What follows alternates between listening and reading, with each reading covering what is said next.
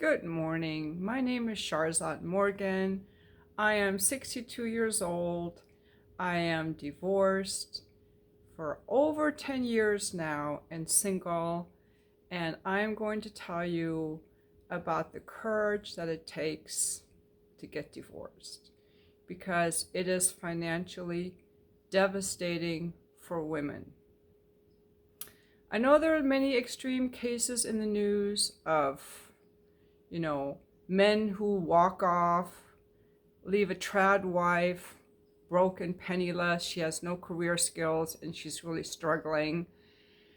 And he just walks off. There are a bunch of videos on YouTube of trad wives talking about the danger of being a stay-at-home mom. One day your abusive husband, your cheating husband, your controlling husband leaves you and you're penniless. Leaves you and the kids penniless. And then we also hear extreme stories about a guy who lost everything to his money-grubbing wife. Those are really rich people that have a lot of expensive lawyers involved in the divorce. But in the majority of cases, the woman's working, the man's working, they're just making enough money to maintain their lifestyle.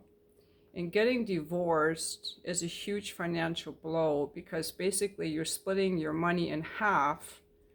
She keeps her money, he keeps his money, and it's harder for each of them to live. That's why it's easier when you get married because you're now combining your incomes into one house. And a huge cost is really the cost of housing. So it takes a lot of courage to get divorced. You have to sell your house. You have to change your living standards. You have to face the failure of your marriage to your community, to your children, to yourself. And so I believe many people stay married, even though they don't want to be married. It took a lot of courage for me to get divorced, but the courage doesn't just come out of its own, like, oh, I have courage, I'm going to get divorced. It's the result of a lot of pain. I'm sure there are people who get divorced just because they're, frivolous or unable to maintain emotional intimacy. I'm going to make a video later today, hopefully, about intimacy anorexia and why so many people end up getting divorced. But I always call marriage kind of sticky, like it's sticky. People are very reluctant to break that relationship, not just because of what is invested in it emotionally and with their community and their family, but also financially. I'm going to share with you that when I divorced my husband, I did not ask for alimony. I did not ask for child support. Even if I had, it would have been devastating to him. And I didn't want to be a woman whose existence is dependent on someone like I'm some kind of helpless victim or something, dependent on a man that I'm no longer sleeping with.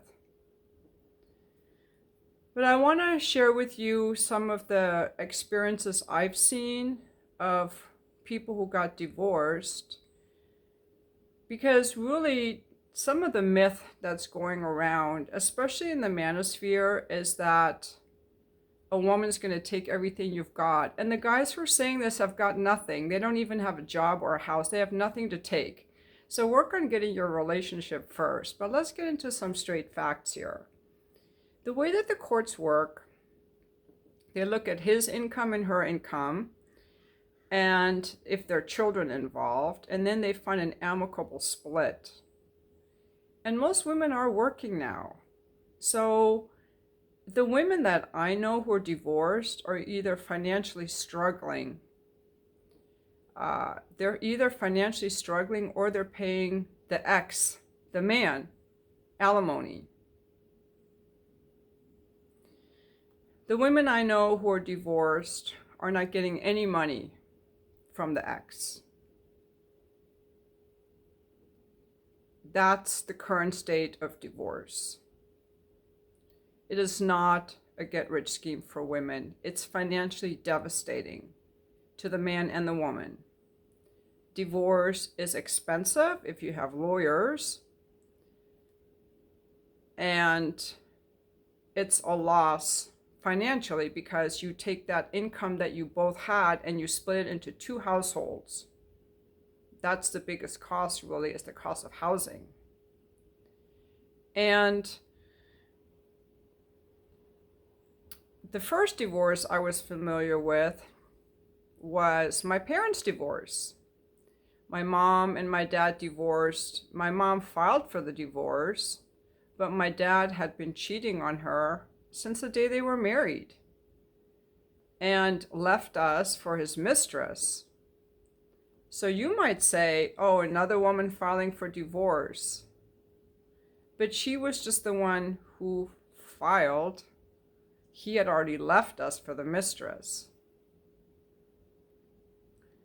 In my own marriage, I did file for divorce,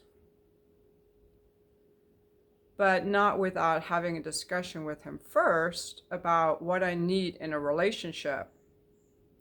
And he didn't want to provide those things. That goes to the intimacy, anorexia, and the withholding, the emotional unavailability. So he chose to let me go. It's not like it just comes out of the blue. The man has always done something to make the woman want to file for divorce. He either was a cheater, a control freak, an alcoholic, neglectful, and the woman has tried for years to work on the relationship. And through all this pain, she finally gets up her courage and is like, I'm going to use all my courage to leave this untenable situation. So it takes a lot of courage, and it's a financial setback usually to the woman and also to the man, I would say. All the women I know who got divorced are working. They're not getting money from their exes. Like I said, the court systems have really changed. There's this myth going around that women profit from divorce. They don't.